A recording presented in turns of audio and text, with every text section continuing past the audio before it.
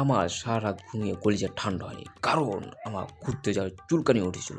সেই চুলকানি থামানোর জন্য আমার বন্ধু শাহিনকে আমি কল দিলাম, বললাম চলো বন্ধু আমরা ঘুরে আসি। তার জন্য আমরা ডেকেছিলাম তেসলাকে। তো তেসলাতে আমরা উঠে পড়লাম, আর চিন্তা করলাম আমার দুষ্টু করা মন কি জানি কি ভাবতেছে।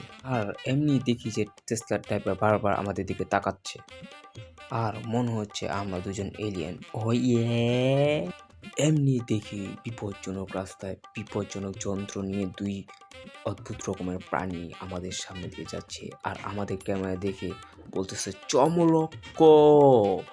এই কথা শুনে আমাদের টেসলার ড্রাইভার টান টান উত্তেজনা নিয়ে রকেট গতিতে চলতেছে। এই উত্তেজনার কারণে আমাদের গন্তব্যস্থল বাবার দরবারে আমরা এসে পড়েছি।